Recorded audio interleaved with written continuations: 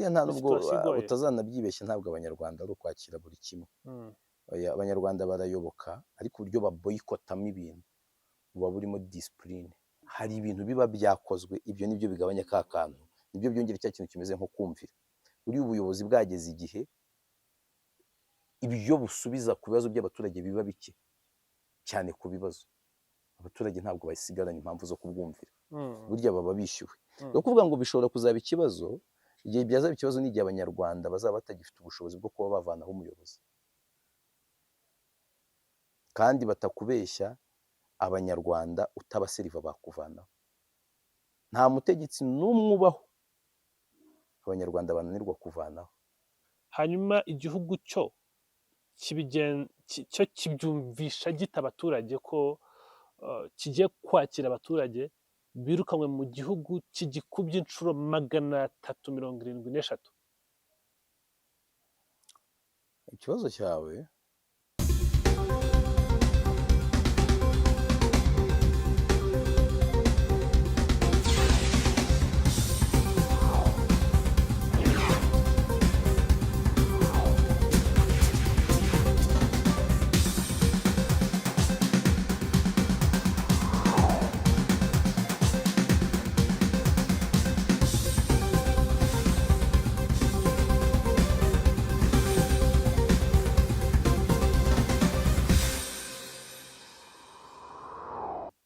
yego, amahoro y'Imana bane namwe bakunzi ba One Nation Radio. Iyi mbibutse ko ari radiyo ya diaspora y'u Rwanda, ijwi rya diaspora y'u Rwanda. Mbashimire cyane mwe mudukunda, mudukurikira ibiganiro byacu, ariko nshimire cyane mwe mwakoze subscribe kuri channel n'abatarabikora. Umwanya uracyahari rwose, ni ibintu bidasaba amasegonda arenze igice cyaryo, kuba ukanze kuri subscribe tukabana, ikiganiro cyose kije ukaba wakibona. Ndi kumwe na Yves Nkuye mu ruge. Yves, turabana cyane hano kuri One Nation Radio. Ikaze kuri One Nation Radio nanone. ndagushimiye cyane.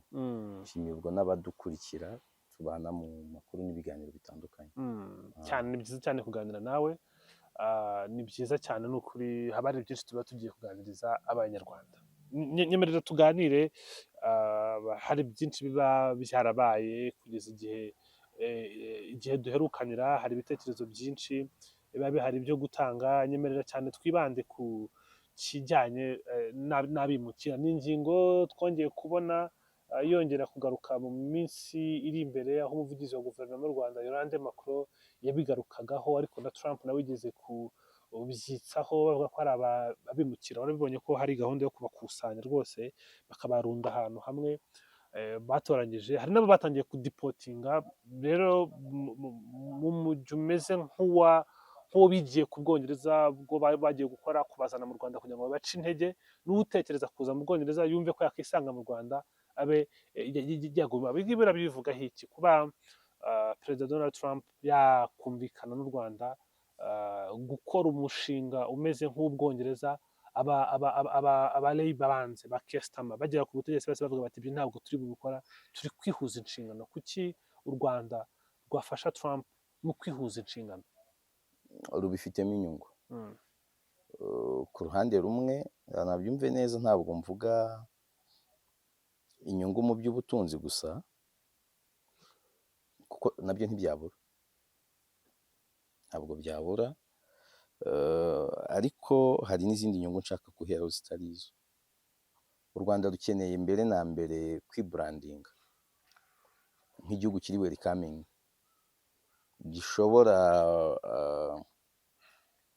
kwakira abantu bafashwe ahandi nk'umwanda, cyangwa se bari mistreated, bafashwe nabi. Ibyo ubwabyo ni publicity ku Rwanda.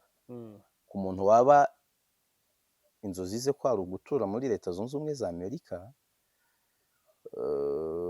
ariko bikarangira abashije kuriyarayizinga za nzozi mu Rwanda, agasigara yumva kuba mu Rwanda bingana no muri Amerika, uwo wabonetse u Rwanda rwaba rutsinze. Nanone uwavuye iwabo kuko yumva ari persecuted, aratotezwa n'ubutegetsi bw'iwabo, cyangwa business wise ntabwo hari amahirwe yo gukora kubera ruswa, kubera iki, akaza hano ubuzima bwe bukaba successful. That's a success story ku Rwanda. Navuga rero u Rwanda ni challenge iri accepted, ni challenge rushaka kwakira ku ruhande rumwe, nicyo nita inyungu, ariko niyo amafaranga irimo. U Rwanda nta munyapolitiki wakubwira ngo inyungu y'amafaranga irimo, ariko bariya bantu ntabwo bazaza ari imbokoboko, ntabwo bazaba bavuye kwa Nkuye mu Rugeyive, bazaba bavuye muri Amerika. Iyo bakubwira ngo bazaza bagira amahugurwa bishyurirwa, kuvuga bazakenera kwiga bizishyurwa. Ntabwo bariya abantu bazaza ngo babe mu nzu bishyura ntihagire uza kubikubeshya, ntihagire ukubwira ko ari abantu bazaza hano nta siranse yo kwivuza bafite, ari bujye kwa muganga agatonda umurongo. Ntutekereze ko nta pocket money bazabona. Ayo ni amafaranga ari injected muri economy yacu azaba asirikiramo, ariko n'u Rwanda ni rwo ruzakora ibyo bintu. Ntutekereze ko igiciro Amerika ibibariraho aricyo byaberaho hano. Ayo ni amafaranga. Indi nyungu irimo irenze kuba amafaranga, ariko nayo izana amafaranga. Burya umushumba w'umukire nyine abaho gikire. Kitira vaya hotel manje hotel, ariko nuragiriye umukire abaho gikire. Yego. Abo bantu u Rwanda ruzaba rufite ni Abamerika. Ibishobora gutuma n'u Rwanda na Amerika binterakitinga kenshi. Uzarebe iyo ufite umukire mwinterakitinga kenshi ntabwo ubura udukungugu tw'inota gusiga. Ushobora kutaguha inoti nyinshi ariko akagusiga umukungugu wazo. Rero ntabwo habura ubwo buvungukira bundi buzajya buza bwavuye mu iyo miryango ya Amerika ikinguye u Rwanda baza kugiringa kenshi. Nyine ababimukira bazava muri Amerika bazongera ibyo u Rwanda rugiringa na Amerika. Kandi ntimubare ngo ni 250. Bariya 250 mufate nka echansiyo. Ari ubwo simbicuritse simbyise nabi. Mufate nk'aho ari agace gato. Gato k'abantu ari nk'igerageza bazaza. It is only the beginning. Bari c'est pas même la fin du début du commencement. Urumva bariya baramutse baje zamenye ngo hazaza abandi benshi nyuma yabo. Iriya ni na deal ishobora kudebloka iyo mu Bwongereza. Faites attention. Ishobora kudebloka iyo mu Butaliyani. Erega hari ibihugu nka 5 ubundi hari ibihugu nka 5 byarose kuzana bimukira mu Rwanda. Israel iyo deal irahari muri 2022 usubira murayibona. Denmark n'Abataliyani batekereje iyo deal. Abongereza n'Abanyamerika. Bishobora gufungura ibintu byinshi. Kuko ntabwo wambwira ngo nabimukira 250. Amerika ifite abo yita illegal immigrants barenga 11,000,000, hafi 12,000,000. Amerika ituwe n'abantu 340,000 ntabwo zigera kuri 350. Ngiye bazi muri 340,000 ufitemo 1,11,000 plus babimukira. Kuvuga ngo hafi mu bantu 31 abantu 32 umwe aba ari umwimukira. Sibyo? Aba ari umwimukira. Ntabwo bimukira ari bake kuri Leta Zunze Ubumwe za Amerika. Ku gihugu nka Leta Zunze Ubumwe za Amerika cyitwa ko giteye imbere, umuntu uri ku butaka bwabo hari ibyibanze abakeneye, nashaka bari umuganga, nashaka bari umujura, nashaka bari indaya, nashaka bari urubebe, hari ibyo abayemerewe, hari ibyo yemerewe agomba guhabwa. None ibaze ku bantu 11,000,000. Ntabwo bari abantu nibwa ko bose Amerika izabavana hariya. Iba Amerika ibyo iri gukora igamije kudekuraje abantu bajyayo muri ubwo buryo. Ibifunga izindi nzira ariko inadekuraje abantu bose n'iterabwoba. Sinzi nimba ariyo twabiganiraga nkubwira ngo uburyo bwiza bwo kurwanya iterabwoba no gukoresha iterabwoba. Baba bameze nk'abari kubatera ubwoba bababwira ngo ariko kuza it is no longer good. Ushobora no kuza and then you end up ahandi atari hano kandi atariho warotaga. So think twice imbere yo kuza hano. Iki kintu ngiye gukora harimo risk yuko nakisa muri Afrika munsi y'ubutayu bwa Noto n'u Rwanda kuko ntibazaza mu Rwanda gusa. U Rwanda nuko rwo ruri u Rwanda muri deal ntabwo rujya rutinda. Kandi rusanganywe na infrastructure zo kubacikira dore ko ibyo mu Bwongereza byapfuye ku munota wa nyuma. Si nibyo gusa. U Rwanda rumeze nk'igihugu kirimo abantu nanjye kuvuga ngo bize business kandi natwe twarayizira tunanira. ahubwo uburyo abantu nyine barimo bafatira ibyemezo u Rwanda barutekerereza, bameze nk'abantu bayifite muri DNA, bazi ko uko mutinda mu gucira ariko umuntu atekereza izindi option, uko uhanika igiciro uri kudekuraje umuguzi, bo bakaba bahitamo kwemera ofa itanakaze cyane ariko bagacuruza cyane, nyine kwa kundi bavuga ngo okay reka mbyite gute, ndabifata gute, fata uburyo nk'amahoteli acuruza, sibyo, agapeto ugasanga bakagize bitatu, kandi undi muntu ufite akabari katari hoteli ariko katari namukubita umwice, w'agapeta akagashyira ku cyatanu, ariko ukabona ahantu henda kuba heza nka hoteli ariko yanze gushyiramo kubyita hoteli abyita akabari, ariko ukabona ni heza. Hano uzi ko hari igihe agenda akakira abantu, kandi hoteli iri gucuruza kuri bitatu agapeti ikakira abakiriya 100 ku munsi, wakiyakiriye abakiriya 1000 ku munsi, ninde wacuruje menshi? ni uwo nguwo w'icyatanu Bicuruje ku cyatanu akiyakirira abakiriya 1000, we wakiriye 100. Mbifatamo gutyo, u Rwanda ruteruye bataho kugira ngo dutinde ngo ibintu byanjye twihutisha abantu, nta zindi option, as long as dufitemo inyungu cyangwa hari inyungu bashobora gusobanura, hari izo batagusobanurira. Njye nemera ko abategetsi baba bafite uburenganzira cyangwa se ubushobozi bwo kureba ngo ibintu si ngombwa kubisobanura the way biri, abantu twababwira A tukabahisha B, twababwira B tukabahisha A, cyangwa se twababwira C, A na B tukabyihorera, kandi mu nyungu zabo style, not inyungu z'abategetsi, mu nyungu zabo hari deals ziba zitari ku rwego rwacu, bakaba babyihorera gutyo. Rero mbona ko u Rwanda ruzaba mu bihugu bya mbere bizabakira, ariko ntiruzaba ruri muri ibyo byonyine byabakira. Nibaze nk'umuntu uzaba avuye muri Sudani, sibyo, akisanga bamudipotinze mu gihugu kimeze nka Somalia, cyangwa uvuye Somalia bakujugunye muri Sudani, cyangwa ugiye muri Mexique, biba ari ibibazo. Niyo mpamvu mvuga ngo bizaba ari deal igamije kudekuraje abo bantu gusa. n'ubundi kiba kirimo imbere ni ukudekuraje. Hari wahoze ari umudepite mu Bwongereza wari ushyigikiye cyane, bamwita Simon Darkzook, inshuti yanjye twaraganiriye, niwe wambwiraga nyine iyi gahunda ya Tis to Deter, guca intege abantu baza, kuko mbere yo kuza baravuga bati nta nubwo bizaba ngombwa ko twohereza abantu benshi, bwaba abantu bazihagarika, kuko haje abantu 300 ba mbere, 300 ba kabiri, biragoye ko abandi bazaboneka, kuko bazavuga bati hano hantu nta nzira hari. Hanyuma uravuze uti hari ibikorwa nyine mu nyungu bitari n'inyungu z'abahari kubikora gusa, ahubwo inyungu z'abaturage. Nk'iyi deal yaba ari mu nyungu z'abaturage te? Iyi nuko nabonye bamwe badashaka kubyumva, ariko ngiyewe deal yose iziherekejwe n'amafaranga menshi, ni inyungu z'abaturage, kuko amafaranga ajya muri circulation.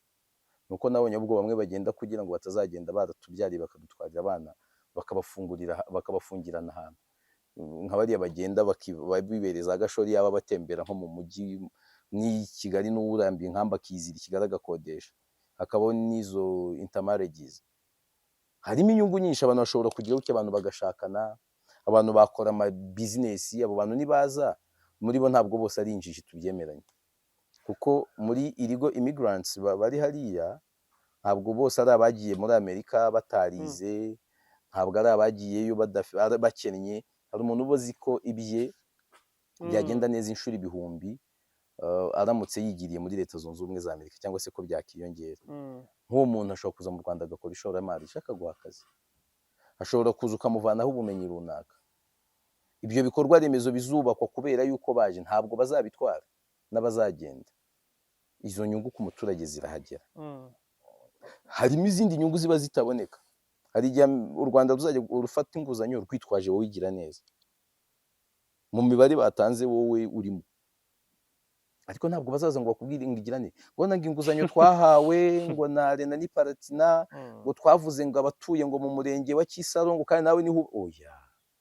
Hari igihe iyo nguzanyo izaza ikanubaka umuhanda utari gucaho cyane. Ibyo byo nsigaye byumva neza cyane.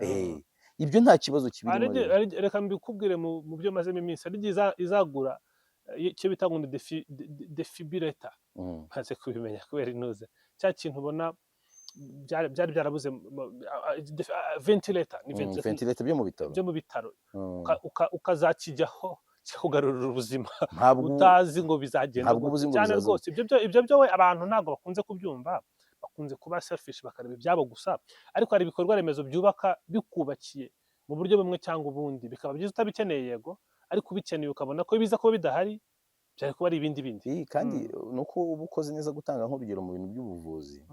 U Rwanda ruri mu bihugu biri gushora mu buvuzi kandi mu buryo bwiza. Perfect. Nk'abantu baba bajya basohoka u Rwanda cyangwa bakamenya ibiba bihabera mu buvuzi, bakwiriye kuzajya bafata umwanya bagashima ibyo bintu. Nibyo abayobozi kubikora n'inshingano zabo, kuko hari igihe nyine tuvuga duti ibi ngibi birasa nabi tukabikubita mu mavi. Hari n'ibintu biba bihari byo gushima.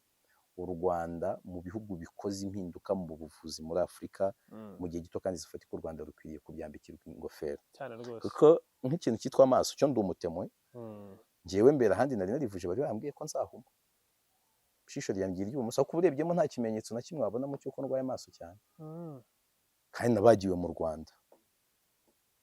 Ariko mbere ufashe nk'amafoto yanjye ya mbere ntarabagwa amaso, harimo ibyo ushobora kujya ahantu umuntu akagira ngo nanyweye ntanyweye, umuntu akanyeka ndabyibuka n'ikiganiro cya mbere twakoranye kwa ahantu handi nyine nuko hari amatara menshi, ariko nabonaga wari wambaye n'amarinete fime. Nakundaga kwambara fime kuko byatumaga abantu njye nyikubona bwa mbere nabonaga ari ukwambara fime, nyine abantu bakunda kwambara fime. Icyo kintu urwego rero mu Rwanda babagaho amaso ni mpuzamahanga, kuko narebye abanyamahanga baba baje. Kenya ntiteye imbere ku buvuzi muri aka karere, nta gihugu kiri ku rwego rwa Kenya muri byose twegeranye, ko hari n'abantu bavuye muri Kenya baje kwivuza amaso mu Rwanda cyane, kuvuga ngo bihendutse. Umuntu yavuye muri Congo kure ya Panigoma kure, nakubwira ati naje kwiga gutyo n'ibindi bihugu. Namenye amakuru ya Butaro, reba iyi Faisal uburyo bari kuyikora, aba ari sawa. Urebe n'izindi domaine. Rero nuko ruzanye urwo rugero nkabugana ku kantu nakaba ari keza kukagarukaho. hari ibisabirwa inkunga twebwe bikatugera, hari kaba ikintu abantu bagomba kwikuramo ntibizigera binabaho. Nta muntu uzaza ngo aguhe amafaranga y'ubuntu gutya ngacira ngo igihugu cyungutse ngo kurwungukurwa kangahe ku ijana, inyungu tubonye tugiye kwiga abanyarwanda ku mafaranga. Hazubakwa amashuri, hazagurwa ibitabo, hazubakwa amavuriro kugira ngo ube health ujye gukorera amafaranga, hazacunga umutekano, ariko nta muntu bazaha amafaranga y'ubuntu.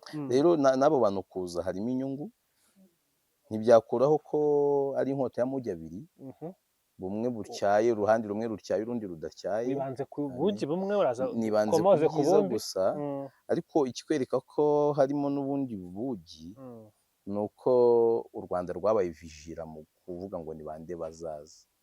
Nahoze nsoma inkuru ngira ngo ni ya Reuters ejo bundi, nabo Yolande Makoro yabyemereye ko abo bazaza, bavuga ko u Rwanda ruri muri vetting, ko ruba rugenda ruyungurura rureba ngo who is coming, who should come and who should not. Ninde uje, ninde ukwiriye kuba yaza, ninde utakabaye aza. Izo ni steps za ngombwa kandi zikomeye, vetting. Bakavuga ngo muri aba abashinjwa, aba convicts bo gufata abana ku ngufu n'iki ntabwo bagomba kuzamo, abo bita aba rapist. Abagifite ibyo bakurikiranyweho n'inkiko hoya, nuko harimo ako kantu ko kwikanga. Aba bantu Trump we yita amabandi, abantu yita ibibazo, kubera iki bajaho aho hantu rero hashobora n'ubundi kuzamo abantu baza kubangamira sosiyete. Mu Rwanda dusanzwe dufite ikibazo cy'umuco uri gucika, sibyo? Noneho turi kugira abantu benshi mvamahanga bari kuza, kandi igihugu kibifitemo inyungu, bamwe bashobora kuwusembura mu buryo bubi. Gituma nkubwira nitsa ko ku kantu k'inkota y'amugi abiri, u Rwanda abayobozi bazaba bagifite inshingano zo gukomeza gukomakoma no gukumira, ngo ejo tutazisanga dufite sosiyete iri xenophobique, kuko bamwe imico yabo n'imyitwarire yabo, bamwe muri abo iri navuga ngo yuzuyemo antivaleri z'umuco munyarwanda cyane rwose. Hari abo ubona imyitwarire ukavuga uti nuko ari umunyamahanga ari nk'umunyarwanda uri kwitwara gutya, bavuga bati uyu ni umunyamusozi. Ntabwo ibi bibaho. Demo baba benshi ashobora kwiyuzamo aba criminals, abaza kwica umuco n'ibindi.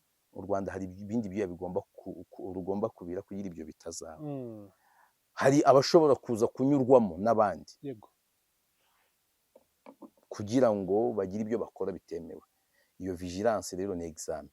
U Rwanda ruyitsinzwe ya nkota y'amujyabiri rwa ruhande nakubwiraga ngo ntirutyaye cyane ryitwa kisanga ari rwo ruri gupiyasinga ibintu byakomeye. cyane. Hanyuma how does one country 373 times bigger urumva than the other, ni gute igihugu kimwe gikubye inshuro Kongo n'Abavanga dukubye inshuro 49, Amerika dukubye inshuro 373 yumvishe igihugu ko hari abaturage igihugu kitagishaka kubera ibyo kiri kurwanya, ko wowe ugomba kubakira.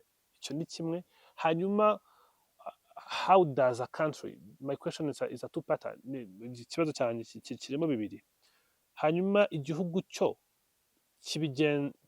kibyumvisha gita abaturage ko kigiye kwakira abaturage birukanywe mu gihugu kigikubye inshuro 373. Ikibazo cyawe ntavuga ngo ni ikibazo cyiza, ariko cyanaryoha cyane kibajijwe umunyapolitiki mbere na mbere. Ndabizi mu byo bagusubiza bahita bakubwira ko u Rwanda rwigiye ku mateka, kandi ni igitekerezo nanjye na bayinga. Buriya hari ingo zifite ibyo kurya zimeze neza ariko zirwaza bwaki, hari n'ingo zidafite ibya mirenge zisitaragoringa kugira ngo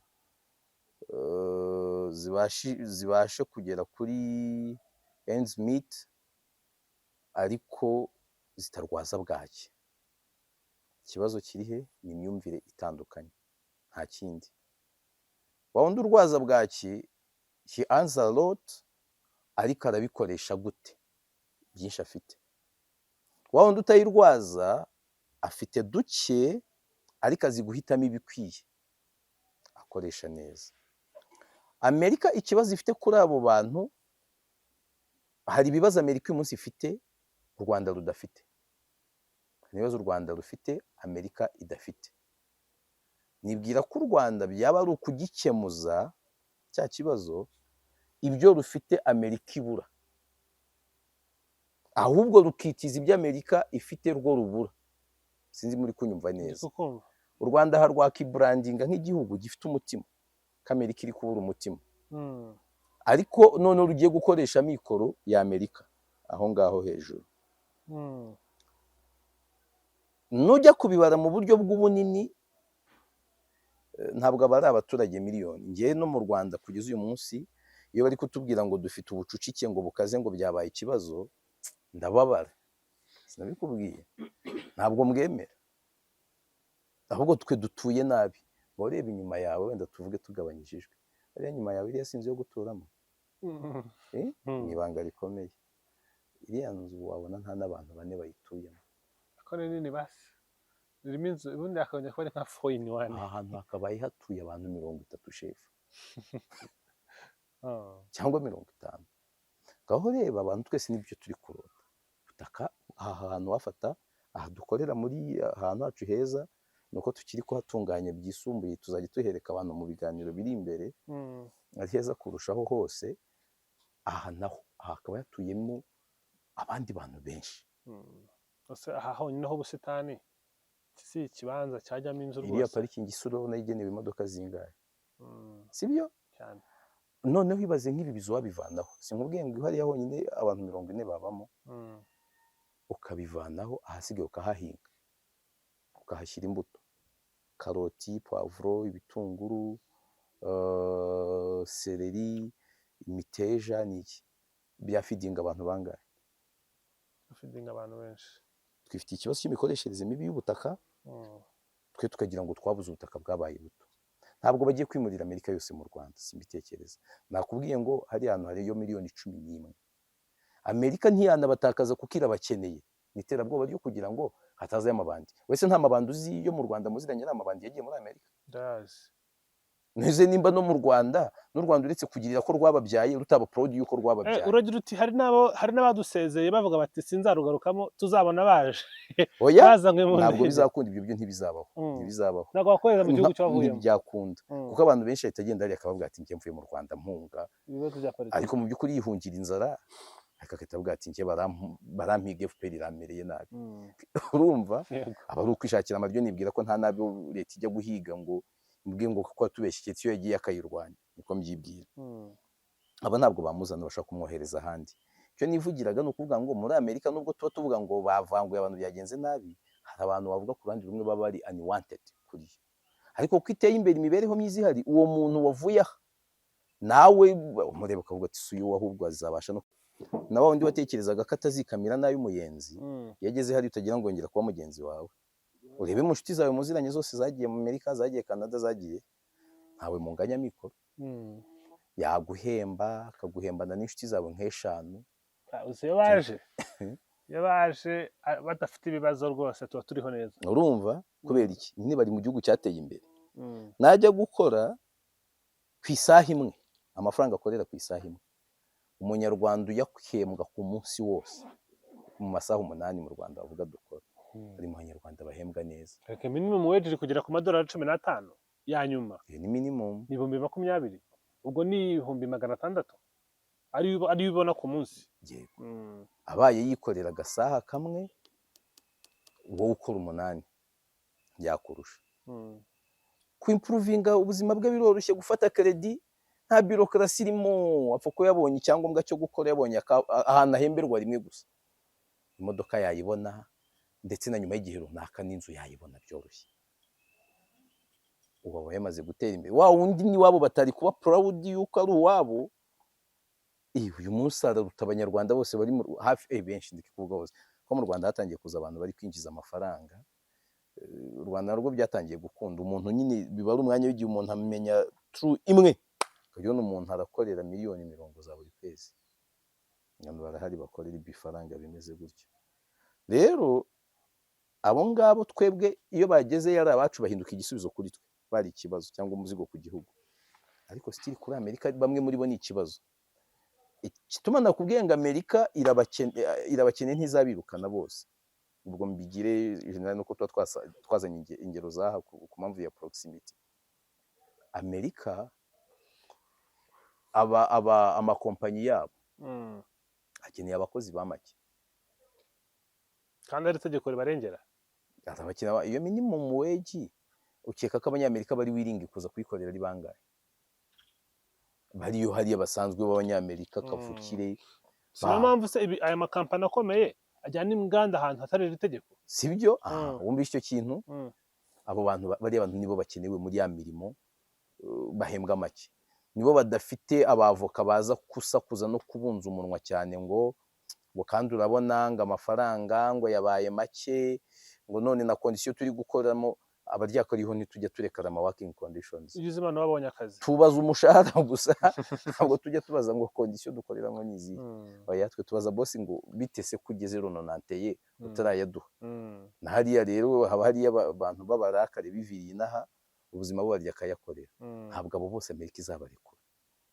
Igamije kubanza kudekuraja bamwe baza nta buzima, nta kabaraga bafite, ararwaye, ubuzima buramucika, aje gutesha abantu umutwe gusa yabisariyemo, no gukora ntazakora n'iki, nibige ikeneye kudekuraja. Bariya bo bazaguma bahari. Barabona aho basajya. Sinkubwiye nicariye aha ngo muri izo miliyoni 11 zirenga z'abanyamerika, nta nubwo bazagira ubushobozi bwo kudipotinga ebyiri. Azishyira heza. Ntabwo babona aho bazishyira. Abanyarwanda ntibahangayike ngo ubutaka buzagenda, hazaza bangahe se? Nihaza benshi hazaza 3,000. Hagati ya 3 na 5 ntibarenga. Niba twaka expecting, nibo baba benshi bashoboka. Bariya 250 bo ni bake nabwo byemeza, ariko n'ubundi n'abazaza abandi ntabwo ari benshi cyane. Hanyuma ubyo ubona hari like nka responsibility igihugu kiba gifite cyo gusobanura nk'ibi bintu ku baturage, wenda ku buryo biba ari ibintu bibaye by consent bakabyumva, ubundi mu mitegekere biba bimeze bite muri rusange? Mu Rwanda bisa ariko birikiriye. Baba babitangaje, niba bazatubwira gutya ngo inama y'abaminisitiri yabyemeje, batubwire ko inteko ishinga amategeko yabitoye ko sena yabihaye umugisha. Mm. Inteko ntihagarariye abaturage se? hanyuma what happens before that mbere y'uko tugera uragira se habe referendum? ntabwo ushaka nyine njye ndi kukubaza normali bigenda bite ku buryo tubyumva what is happening now mu gihe ni iki kiri kuba ubu ngubu mu gihe bitaremezwa wenda hari amasave bari gukora hari like buryo sinzi nyine ukuntu biri bubimbwira ariko ni ibiki biba bigomba kuba mbere y'imyanzuro nk'iyi ngiyi. Nuko ikintu nahereye nkubwira ni hari ibintu Mm. abantu ubutegetsi bashobora guhitamo kubwira abaturage A ntibababwire B, kubabwira A na B ntibababwire C, cyangwa kubabwira C ntibamenye A na B, cyangwa bakabwira A B C D bakabibabwira. Bijyana n'uburemere bw'ibivugwa ibyo bigiye kubwirwa abaturage n'urwego rw'abaturage rw'ibyo bagomba kuba bamenya, sibyo, n'imiterere y'iyo sosiyete. Abanyarwanda uzi bahangayitse ngo ibi ntabwo leta yabitubwiye, uzi ikintu abanyarwanda bahangayikira cyane? Abanyarwanda bahangayikira ikintu cyitwa umutekano, amahoro n'umutekano, kubera ko barabibuze for so long. Ndetse hari igihe cyageze by'umwihariko muri jenoside yakorewe abatutsi abantu ntibatekereze ko igihugu kizongera kuba igihugu cyangwa kizongera kubaho. Nk'abo bantu iyo wabahaye umutekano ukabaha amahoro basigarana bike byo kukwishyuza. Sinkubeshye. Ugira ngo abanyarwanda bazajya kurekarama ngo niba iby'imibare y'ubukungu baba batubwira, uzi ngo abanyarwanda bafite umwanya wo kujya kureba ngo ese ibi bintu nta bicupuri birimo kuko birahura, imibare irahura, ibyo tubwirwa n'ibyo, cyangwa ngo bajye gusesengura ngo bari kuri kumva ngo hano economic development na economic growth ntabwo biri kugendana. Uzi ngo n'abafite ubumenyi babifitiye uwo mwanya. Uzi impamvu? Ubundi se bararekana mu bukire u Rwanda rwakize ryari? Hari igihe rwari rukize kurusha ubuse? Mwese umuntu nimba ibintu abigejeje aho bitigeze bigera kukubwira ko agukoreye ibitangaza undi atari kubashuza ngo wabona aho uhera umuburanyi. Umuntu bigoye wasanga ibi bintu bimeze uko bimeze akadusubiza inyuma ho gato, sibyo? Ubu ngo ashobora gutuma abantu rero hari byinshi bitangira gusaranguka muri bo.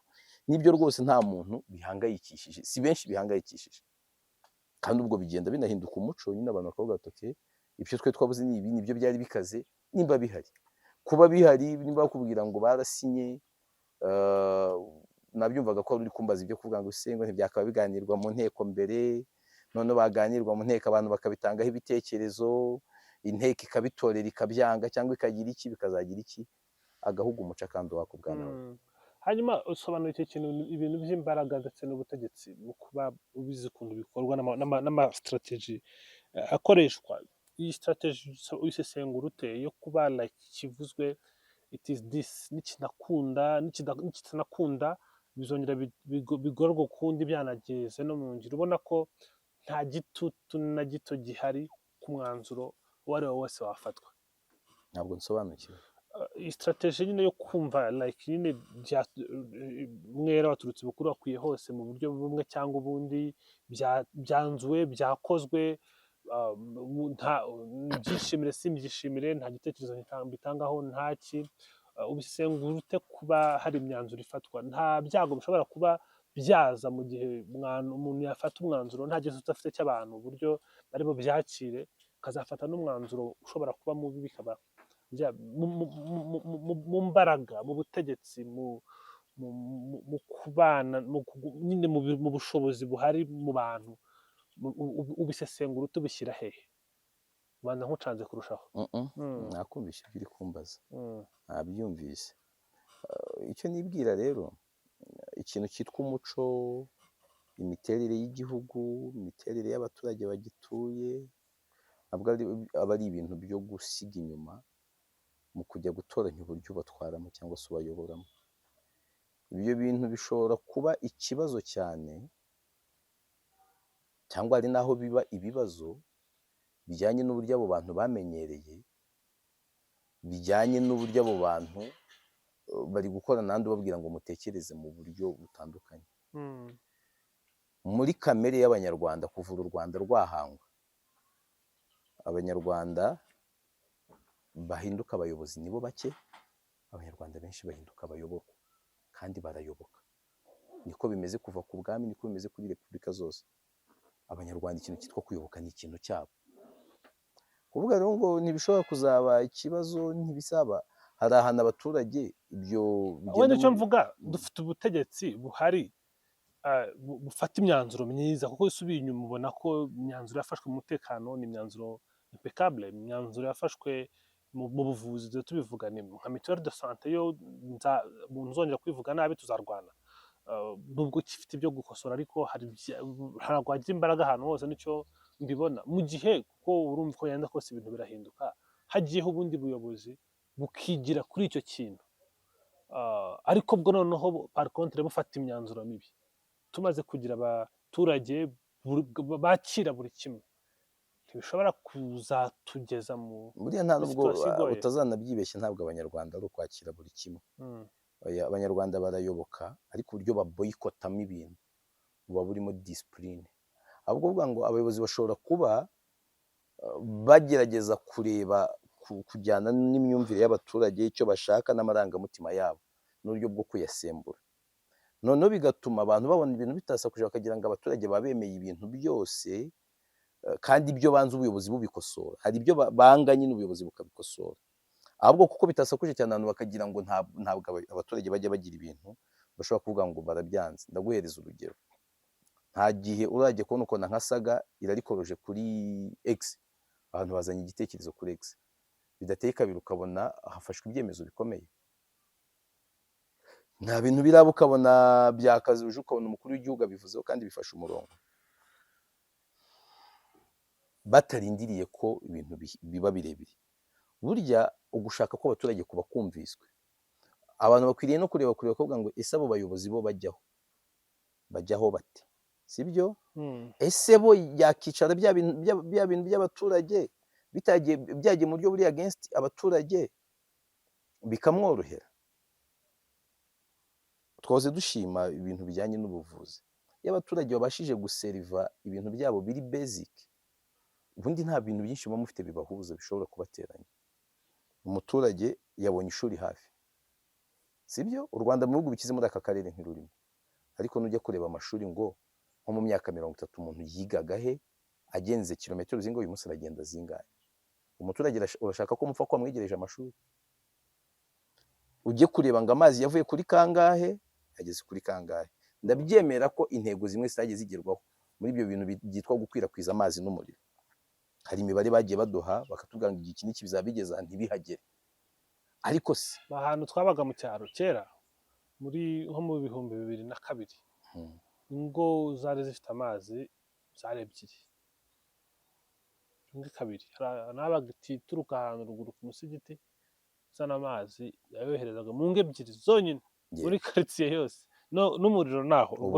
Ubu ni benshi. Ibyo nabyo bazi kujya gupfa n'ubuyobozi, bazi gupfa n'ubuyobozi ko uyu munsi byoroshye ko umuntu yivuza uwabashije kubona mitiweli, kandi bazi kubipfa ko haje n'umuco mwiza mucambuzi ku mafaranga yatari menshi cyane, afata abaturage akabatangira mitiweli nk'abana. Igikorwa cya mucambuzi ariko tutagiteye ingabo mu bitugu, cyari igikorwa cyiza. Ntese si byiza bose umuco mwiza niyo yatanze mitiweli ariya ni ry'itanu badi 81 ku muntu nka mucambuzi, kandi uyu baze gupfa ku muhanda iri kwiyongera. Hari ibintu biba byakozwe, ibyo nibyo bigabanya ka kantu, nibyo byongera cya kintu kimeze nko kumvira.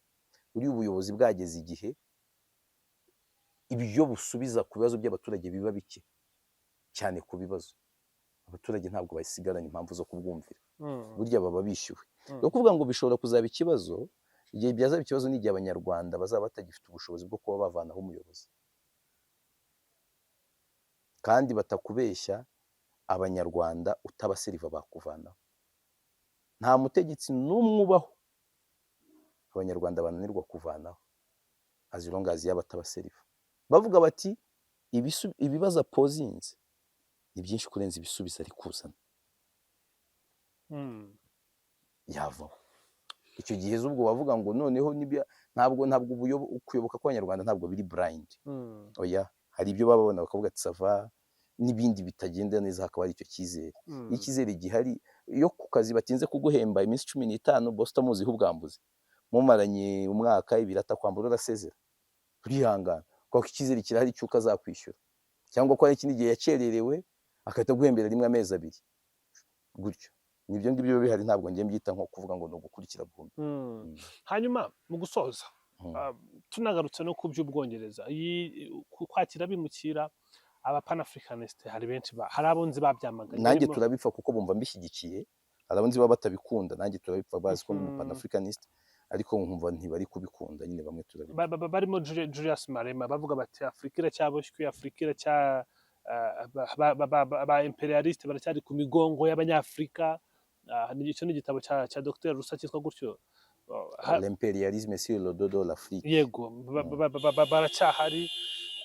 Utekereza iki ku bijyanye na panafricanisme, kuko bishobora kuba hari n'Abanyafurika benshi bari ku mugabane w'Uburayi, ukabona bavuga bati hari ibihugu bigituma gashaka ubuhake. Nta panafricanisme irimo kwishimira ko hari umunyafurika uri muri Amerika ari gukora akazi Abanyamerika batamwubahamo, batanamufata nk'ukwiriye, bamuha agaciro kari munsi y'akabandi.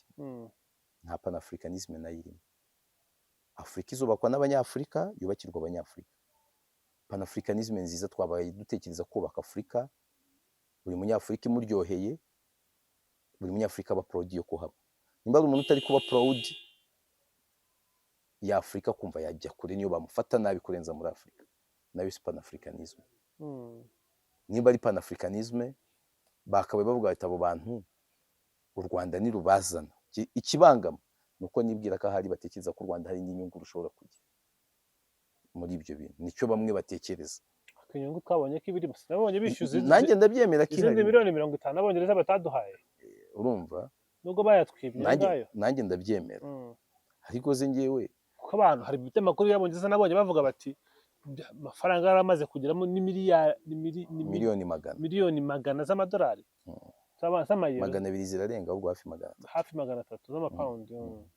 ntabwo njye ariko nabyo nta nk'ayabicitse amabere. kuba igihugu irimo nta nk'ayacitse amabere, nta kibazo igihugu nk'u Rwanda kibonye deal ituma kibona amafaranga n'ibibazo bihari, amashuri akeneye kubakwa, imihanda ikeneye kubakwa, ibitaro bikeneye kuvugururwa, ntabwo amafaranga nanjye nta kibazo mbibonamo. Kuba baza nyine okay, nubaha ibitekerezo by'abandi.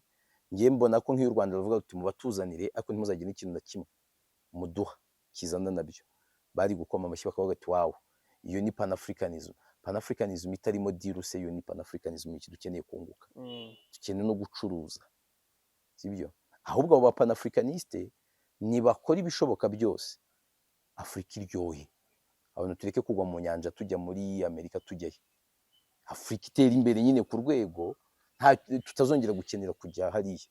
Noneho ubutaha bazajya banadukenera babure twinubye kujyayo. Uyu munsi turiyo kuko badukoresha bupfunda, ariko twiguma iwacu tugateza imbere iwacu, bagira igihe bakatubura. Fata nk'Abashinwa. Abashinwa buriya ntabwo bari welcoming cyane ku bantu b'abanyamahanga, ntibabizi, kandi babona ngo batagorana cyane ngo kuri visa ushaka kujyayo, kimwe na Canada na Amerika, bazi ngo kuba mu Bushinwa utarubaho biroroshye.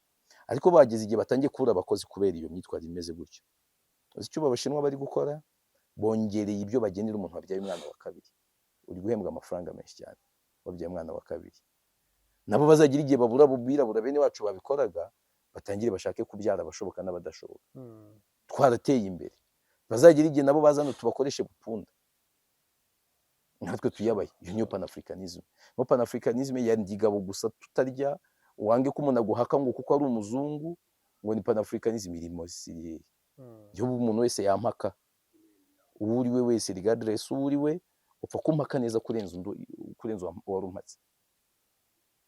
Ahubwo namara kwigira akagushyiriraho imipaka, njye nkubwira nti uretse gatoya tubigendemo neza, tugende gake gake. Ive, ugira ngo se kuyavuga no kuyamara. Nyemerera dusoze. Wakoze cyane. Wakoze cyane nawe.